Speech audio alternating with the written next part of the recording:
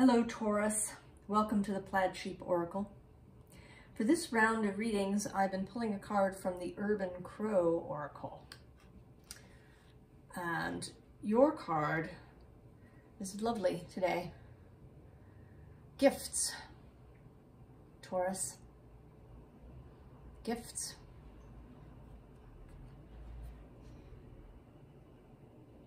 Appropriate, I think.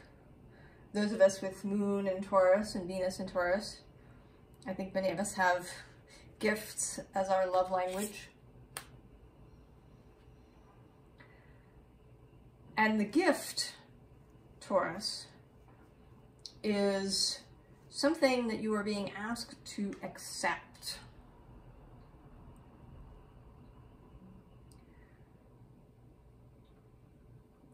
This reading is meant to be timeless for you to come to it whenever you come to it.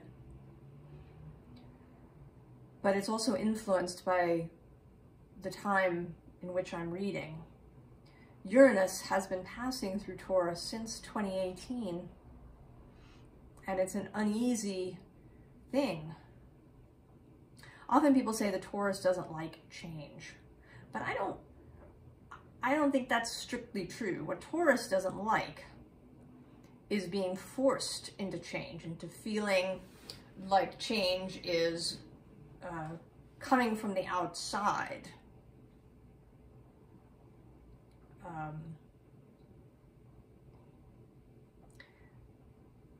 I think, Taurus changes. I think Taurus can change quite easily when Taurus wants to.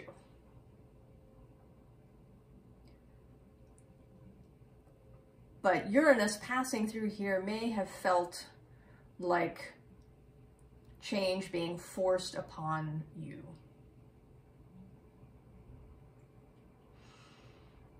And kind of the way to deal with that is a little bit of change of perspective, but we'll sort of get there. So the gift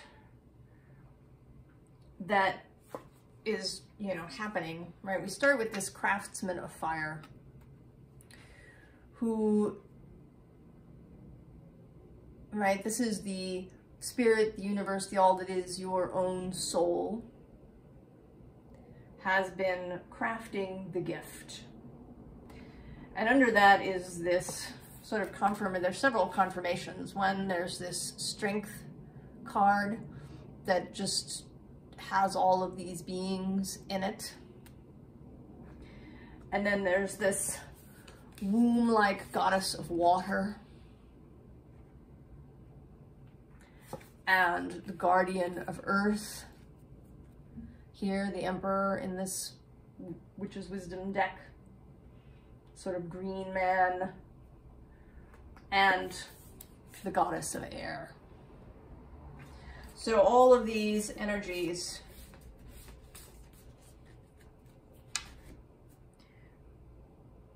that are giving you the gift, and that you're giving yourself the gift to, Taurus. A, because your own wider self, your own soul is involved, and B, because, right, we're all part of the all that is. Even though we're having this separate experience now. And so, right, healing.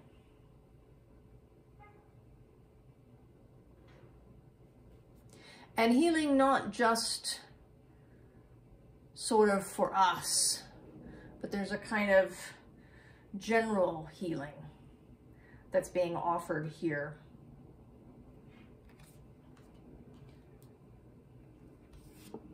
And this moon card, right, is about, kind of allowing the mystery. Taurus can, right, sometimes be very literalist, right? It is the earth sign, the solidity sign, the three, some of the 3D sign, along with Virgo and Capricorn. And it can be difficult to allow the mystery. Although the moon is exalted in Taurus, she's an honored guest there. And she kind of reappears here behind this figure. And also, you know, this, even though this is sort of a moon behind her, here it also looks like horns. All right, the horns of Taurus in this star. More healing.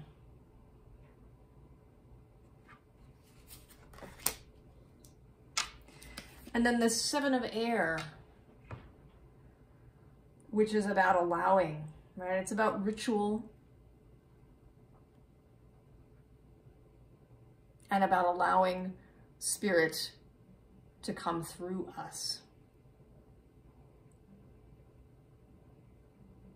But spirit needs permission.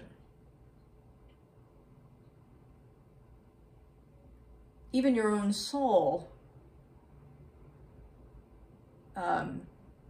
isn't just going to take over your human self. Your soul loves you deeply and very much, and would never, you know, just run over you, even theoretically for your own good.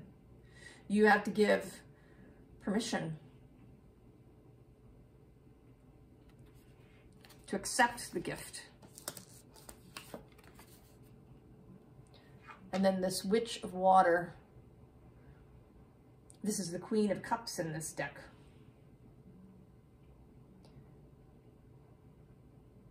Deeply compassionate, right? Offering you this cup of love. And it isn't solely about Taurus either. It's also about the earth herself. We are inextricably linked with the earth. We're all, you know, here, all part of the same system.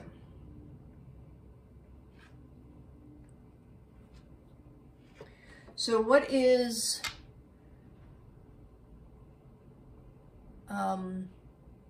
a gift for you is a gift for the earth, right? What happens to you happens to others. If you've read any of Charles Eisenstein's work, particularly The More Beautiful World Our Hearts Know Is Possible, you may know that he talks about this idea that we, right, of interbeing, that we're all interconnected, and that, you know, what you do to others, you do to yourself, but also what you, right, you extend that to what you do to yourself, you do to others, including the earth. There is an absolute correlation between how we in the modern world treat our own bodies and our own psyches, and then what we do to the earth. So this cleansing storm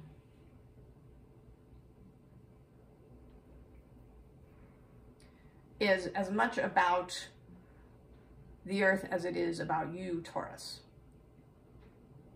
You in particular, right? The Taurus collective, those with lots of Taurus of various kinds in their chart, star, moon, Venus, Mars, Saturn,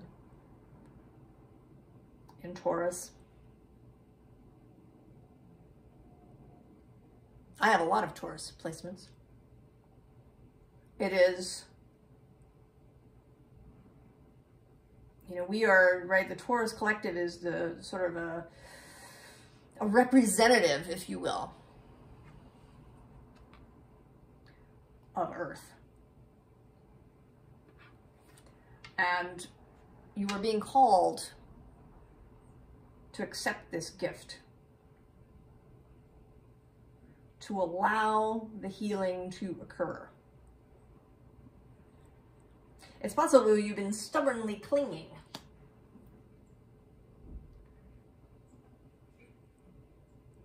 to something that is actually a detriment to you, to right? To cling to old hurts, to cling to a way of being, a way of seeing yourself, your identity, how you think of yourself, you know, maybe as the stable one, or the organized one, or the reliable one, the earthy one, whatever label you or other people have slapped on you that you're sort of keeping.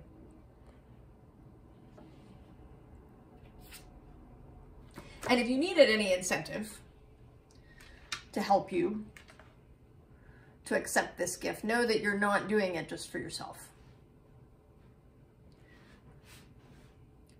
This gift is for you as well as for the earth and the broader collective.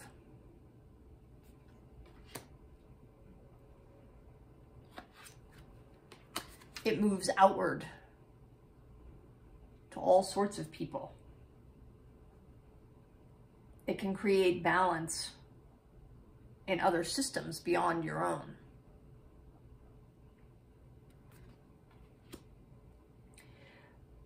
What's required of you, Taurus,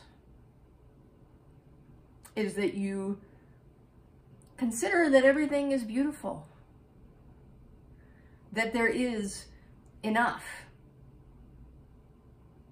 that we don't, in fact, live in a place of scarcity. It's only scarcity, right, if we're trying to have everything, right? If we're trying to hoard and collect every last possible thing. Then it feels like scarcity. It feels like if other people have something, then you won't. But abundance isn't about having everything all at once. I actually like to think of it not so much as abundance, but as affluence, as something that flows, right? Like this marine life richness card.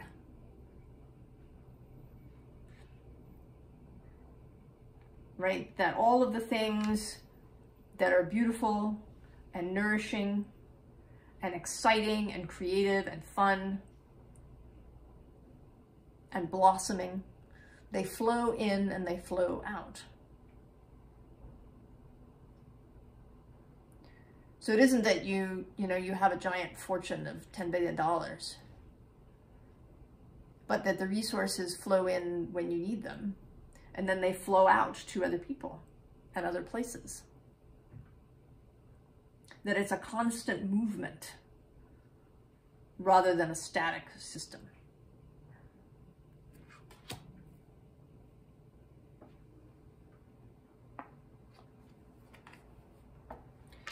So the energy is kind of rushing in.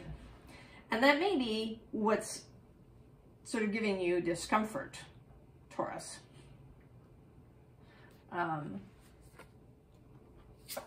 You prefer this 6, right? Rather than this inrushing 6 of Wands, there's this 6 of Sacred Circles, right? The 6 of reciprocity,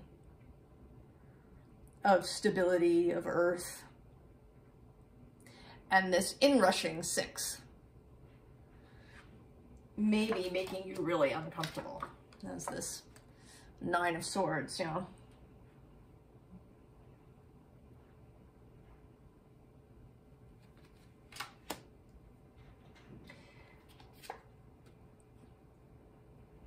But it is possible to maintain balance even under sort of inrushing energies. Because balance doesn't necessarily mean that the sides are exactly equal.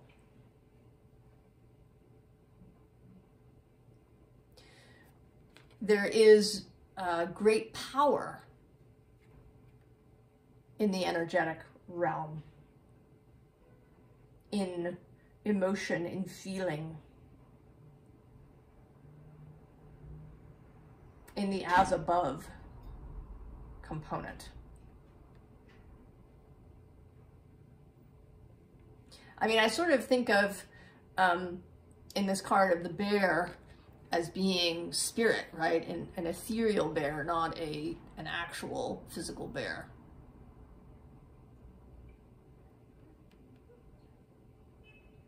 Creating this eternal dance so that you can have the 10 of sacred circles, right? The 10 of pentacles, stability, and the tower coming in.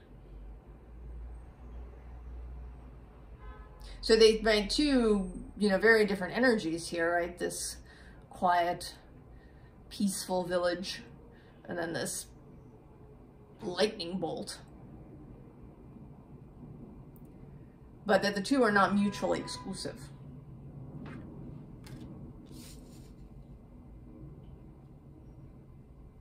The tower doesn't have to be like total destruction.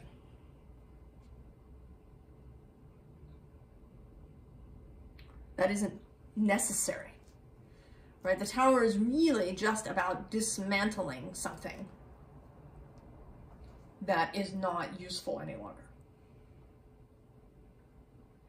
And it is true that if one resists really stubbornly, sometimes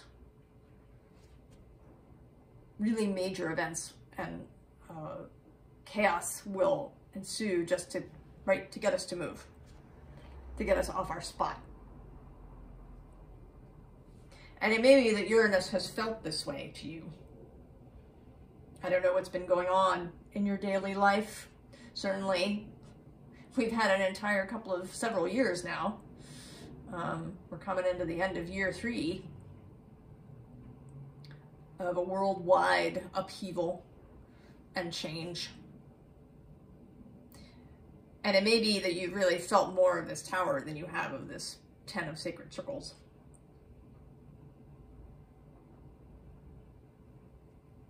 But you can find your footing, Taurus. I mean, right, because that lightning bolt, right, is also the lightning bolt of this 8 of Wands. Inrushing creative energy and information. Lightning as a creative force. And underneath that is this Lover's card.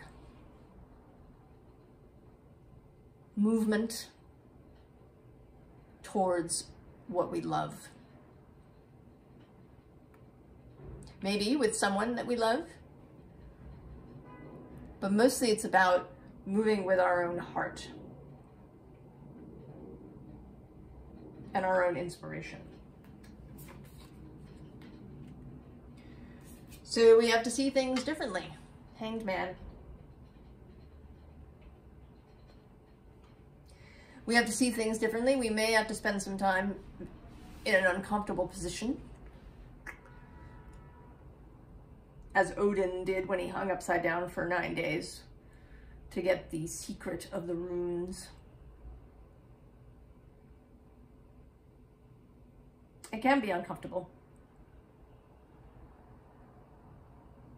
And in Odin's story, he also gives up one of his eyes. But he gains the sight of the ravens, right? Hugin and Muggin, Odin's ravens, who fly all over and give him the ability to see wherever they go. So making the choice to give up some of the earthly vision,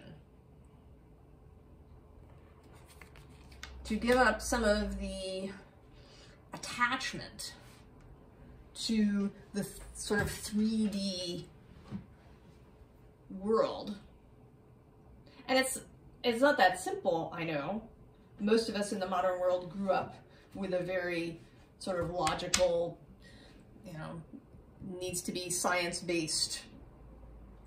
You got to see it to believe it. It has to, right? You have to be able to touch it.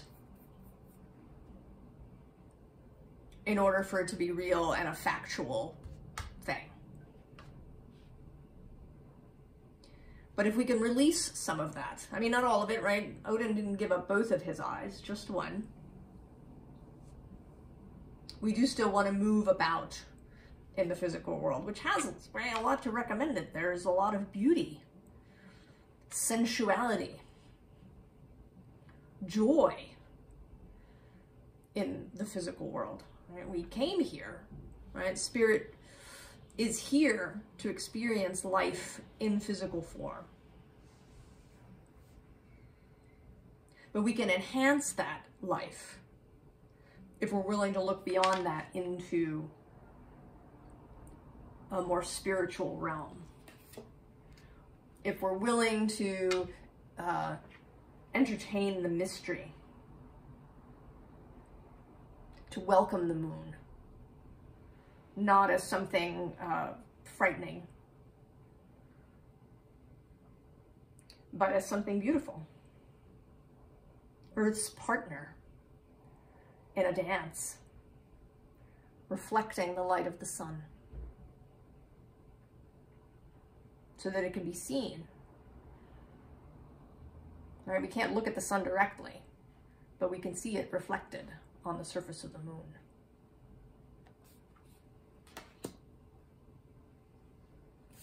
So if you can have that alternate perspective, be able to hang upside down when required,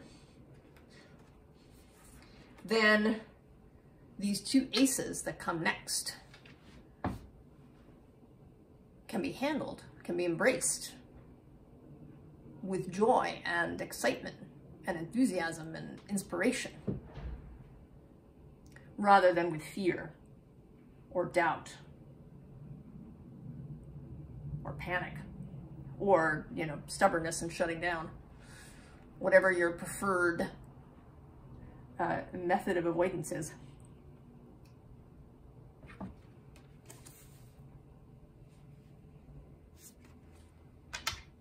Right? Balance. Two of Pentacles again. Although this time here in the butterfly of transformation. And with the eternal, right, again, the eternal infinity symbol. The transformation doesn't happen just once in your life. You transform repeatedly. Even Taurus, just as the earth transforms. And is still transforming. Evolution didn't stop in the modern era, it's continuing. We don't even know what amazing things are evolving and occurring everywhere. Especially if we get stuck on thinking about all the destruction that we see.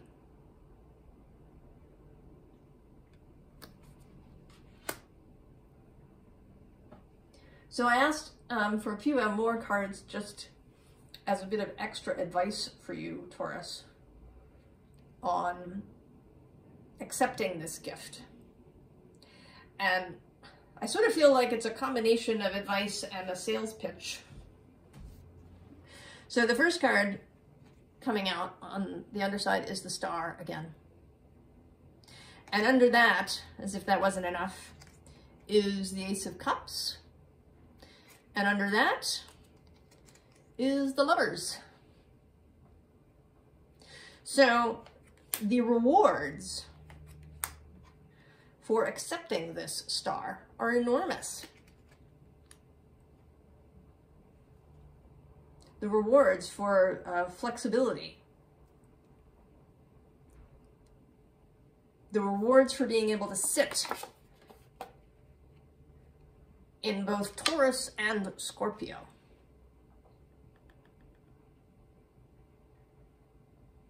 Are enormous. I find I keep talking about this relationship between opposing signs on the astrological wheel, how they are complementary, how they work together. And particularly, right, with Taurus and Scorpio, it's about creation and destruction, right? Death and life. Things being composted and then things growing. Digging down deep into the darkness. And then also coming up into the light to grow. These things can be held at the same time in this kind of sacred dance.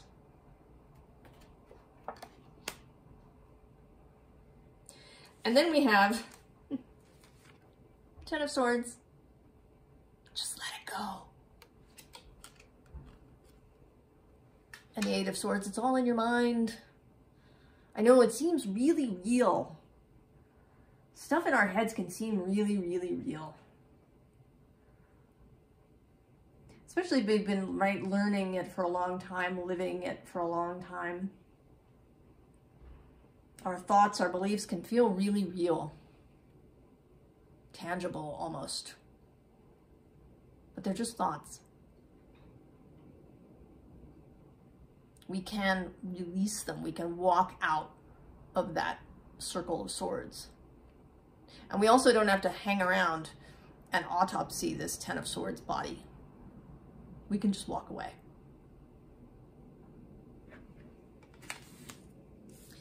And then the Moon repeats.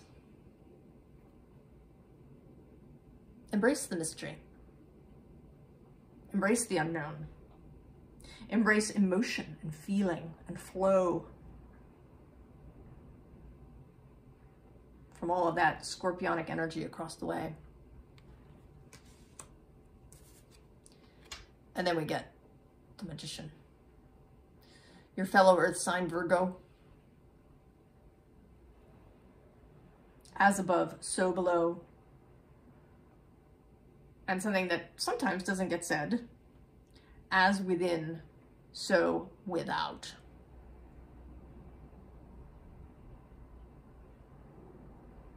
As much as the outside world can affect us,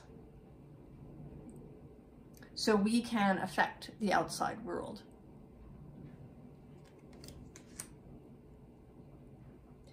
If you needed incentive to feel better, to allow yourself to feel better, to allow yourself some latitude of movement, to allow yourself flexibility, consider that it isn't just you, that you're bringing others along with you, that energy spreads. I think many of us, certainly those of us on this spiritual path, want to be of service. We're here in part because we want to help others. We want to help the earth. We feel the pain of others. And we feel a deep grief about what is happening with others and the earth. And this is not to minimize any of those things. But we can't create change from that space.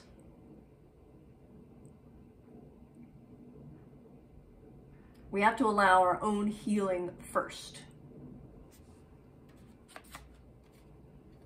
We have to accept the gift, and then we can give the same gift to others, just through our very being and how we move through the world. Because if we can accept the gift, then other people can accept the gift. And we share it.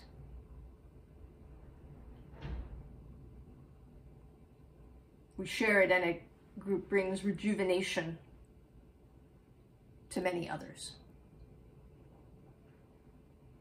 But you have to accept it first. You have to be willing to accept the gift, to accept happiness in your life. Even if it doesn't seem, you know, like a possible thing. Just try it for a bit. Even if this feels, right, if you feel reluctance watching this. Just, you know, try it for a month. And see what happens. I wish you all the very best, Taurus. I hope you will accept the gift. And I'll see you next time. So long, Taurus.